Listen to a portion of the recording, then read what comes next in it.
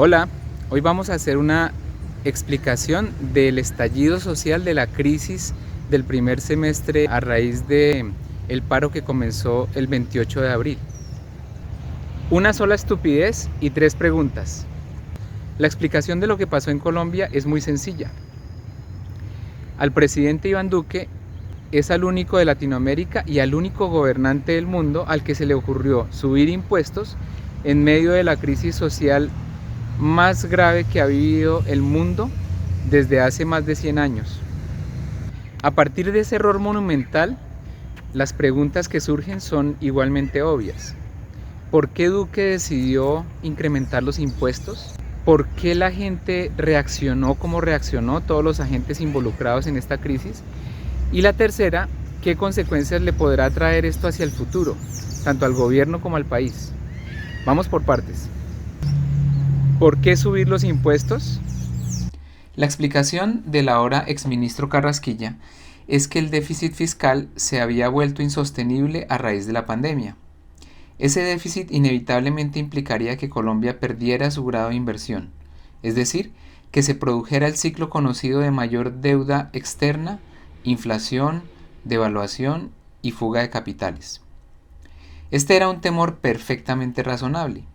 De hecho, el tiempo mostró que era un temor fundado, y es lo que pensaría un ministro de Hacienda en épocas normales. Por eso, después de muchas dudas y demoras, el gobierno presentó su proyecto de, comillas, solidaridad sostenible, cuyos 163 artículos tocaban los bolsillos de muchos colombianos de estratos 2 al 4, y al mismo tiempo prorrogaban la vigencia de los subsidios sociales que se habían adoptado a raíz de la pandemia. Necesitamos plata para seguir ayudando a los más golpeados por esta horrible crisis, fue la justificación del gobierno. Por eso el nombre de Solidaridad Sostenible que tenía el proyecto. Pero este fue un argumento dudoso y mentiroso. Además de examinar las reacciones de la gente, conviene despejar dos cuestiones económicas que vienen muy al caso. La idea ortodoxa de que el déficit fiscal significa inflación y eventual crisis cambiaria no es compartida por otras escuelas económicas, en especial la keynesiana y la teoría monetaria moderna.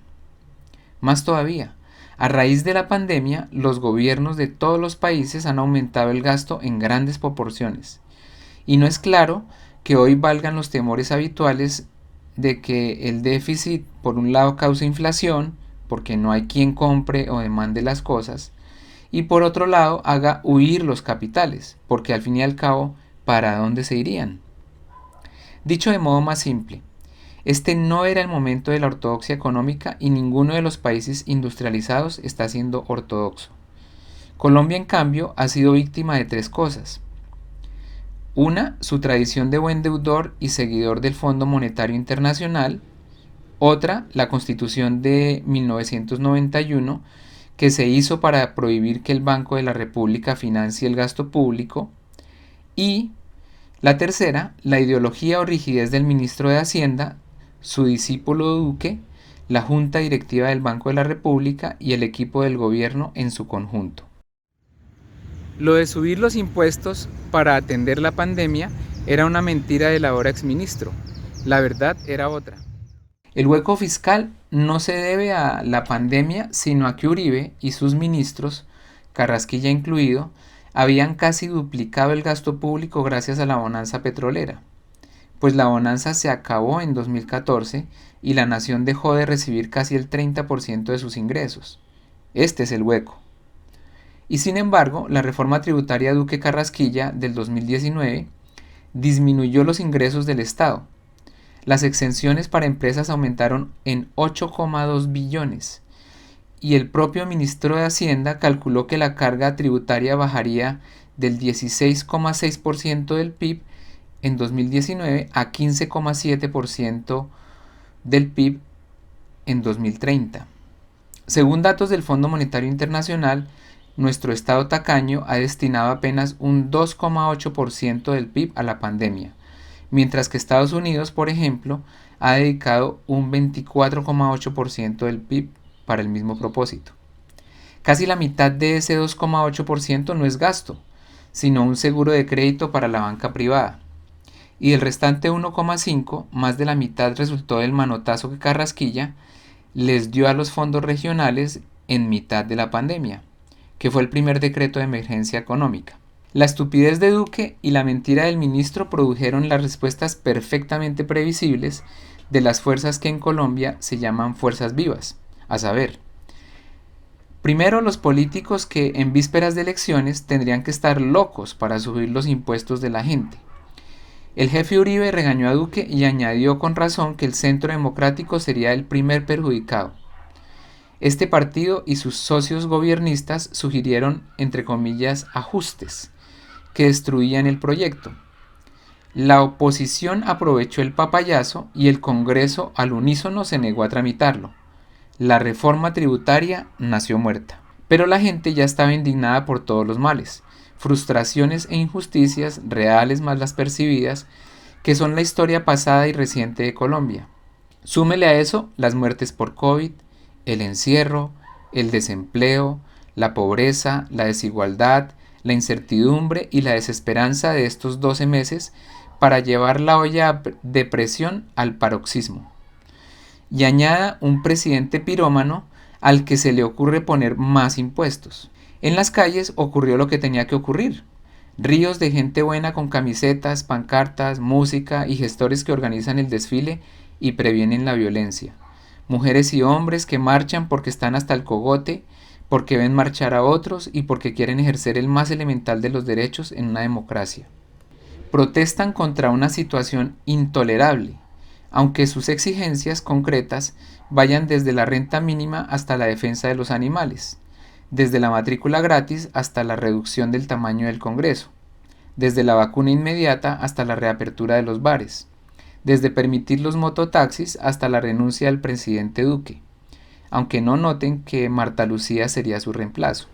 Los sindicatos y el Comité del Paro, que se había autonombrado en 2019, salieron a la calle y sacaron pecho por tumbar una reforma que había nacido muerta. Después tejieron con babas un pliego de peticiones cuyo costo los gremios por supuesto calcularon en 81 billones de pesos, unas 4 reformas tributarias, y que consta de demandas tan sencillas como las 6, que es no discriminación de género, diversidad sexual y étnica, que de paso y además es lo que manda la Carta desde 1991.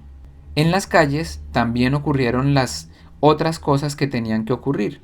Muchachos entre 15 y 25 años llenos de rabia y de hormonas, los jóvenes sin dinero y sin futuro de todas las ciudades y los pueblos que lanzan piedras contra los policías, los vándalos movidos por ideologías lunáticas que hay tantas, los hambrientos que se suman al saqueo, los comerciantes que se arman para defenderse, los que incendian buses, los pedazos de guerrilla que subsisten, más los GAO, los zampones de todos los pelambres y los que piensan que la revolución se hace incendiando estaciones o quemando policías. La policía antimotines en todas partes del mundo usa y usará la fuerza bruta, más todavía cuando la nuestra es una policía militarizada y endurecida por medio siglo de conflicto interno, cuando todos los presidentes de Colombia se han puesto el uniforme en lugar de dirigir la fuerza pública.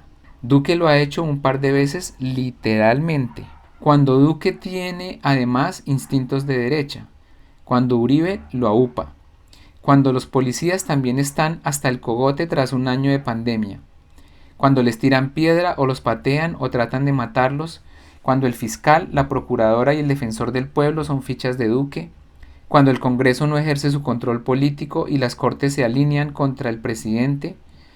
Más de 40 muertos, según parece, algunos en condiciones de indefensión o alevosía, que los hace del todo repugnantes.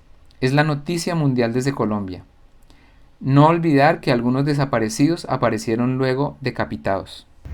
¿Y dónde paró todo esto? Más que la teoría ignorante o paranoica de la revolución molecular disipada que ha puesto a circular el uribismo, el riesgo que en realidad corrió Colombia fue el del escalamiento de la turbulencia o lo que llaman los analistas serios el dilema de Schelling. Si el Estado reprime demasiado, la gente se levanta, y si no la reprime, lo desbordan las exigencias crecientes de la gente. Esta espiral de muertes y protestas puede llevar la sociedad al caos o hasta el punto de que una fuerza organizada se adueñe del palacio, los medios de comunicación y los demás centros de poder. Esta es la gota de verdad que hay en la idiotez de la revolución molecular disipada. Le falta la verdad de que en Colombia hay una sola fuerza organizada y capaz de ocupar esos centros de poder, el ejército. Y en el caso de Duque, antes que un golpe, tendríamos una militarización completa del país y una violencia de Estado duradera. El gobierno persistió tercamente en las medidas de fuerza y cundieron las alarmas sobre violaciones a los derechos humanos, incluyendo los delitos sexuales o la actuación de civiles que disparan contra quienes protestan. Esto, además de radicalizar a los movilizados, ayudó a unificarlos alrededor de una sola petición: que cesen los atropellos del gobierno como condición incontrovertible para sentarse a negociar. La fuerza pública acabó por atrapar al presidente en una situación a donde no podía no ceder, pero no podía ceder. Ese escenario extremo tiende, sin embargo, a alejarse porque las gentes buenas y las fuerzas vivas de Colombia respondieron, como era previsible que lo hicieran. Transeúntes, comerciantes y vecinos que sufrían con los trancones, bloqueos y desmanes, los que tenían algo que perder piden más policía, otros muchos se asustaron y se quedaron en casa, los jóvenes en su inmensa mayoría no quieren más violencia, las protestas se volvieron pacíficas y los que marchan acabaron por cansarse. Este es el ciclo normal o típico de las movilizaciones callejeras en todas partes del mundo. Álvaro Uribe y Luis Carlos Sarmiento le explican a Duque que su estupidez lo ha convertido en el jefe de campaña de Petro y que además se tiró la economía. Duque retira la reforma que nació muerta, renuncia a Carrasquilla y nombra al ministro que venía trabajando con los gremios durante la pandemia. Este anuncia una reforma más barata, que ya fue aprobada por el Congreso, y el susto de los ricos ha llegado hasta el punto en que la ANDI pidió: no toque a nadie más, cóbrenos a nosotros. Duque ha cedido, pero no puede admitir que lo ha hecho porque alguien le explica el dilema de Schelling. Por eso no descarta el estado de conmoción. No censuró los abusos de la fuerza pública, defendió a la policía y se propuso otra reforma tributaria. Las ONG y la prensa mundial ven en esto más pruebas de que Duque es fascista.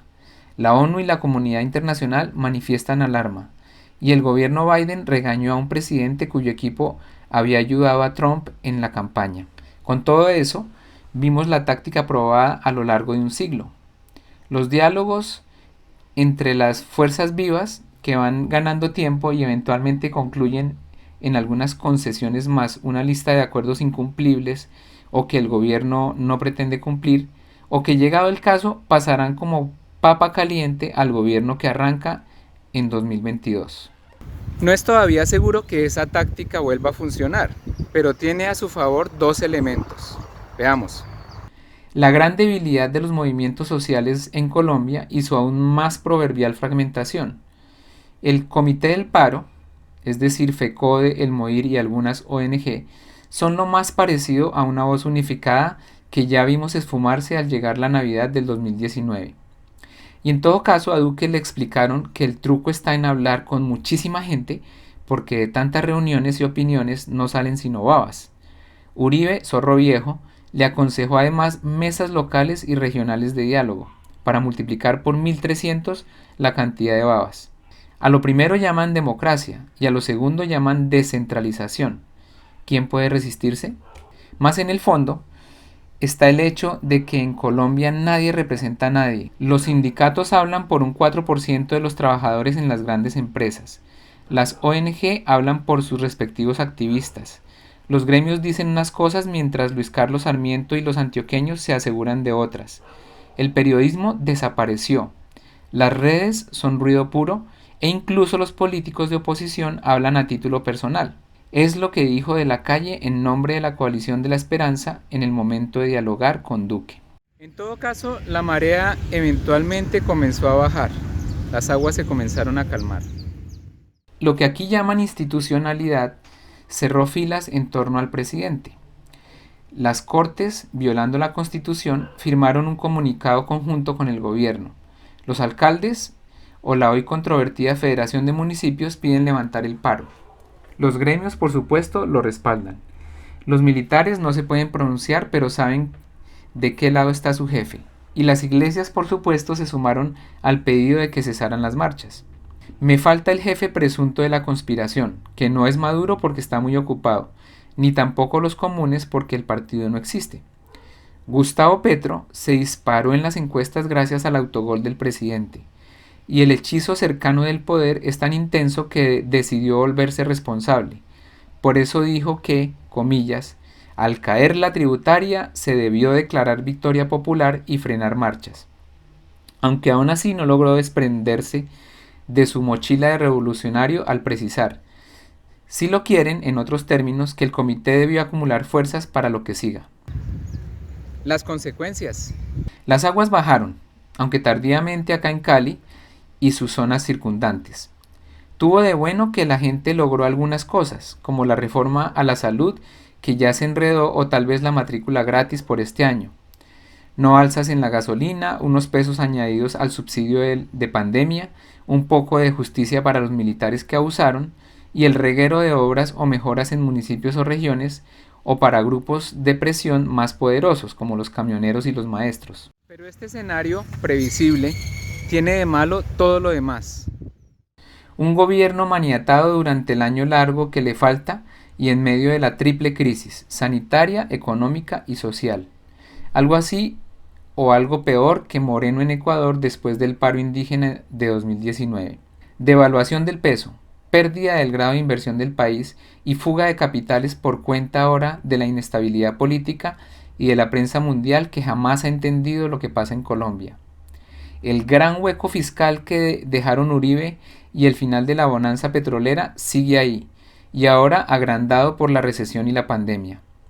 En 1 o en 2 años tendremos que apretarnos o embarcarnos en el ciclo de inflación, recesión, apretón y estallido social. Las elecciones todavía más confusas, inciertas y polarizadas que las del 2018.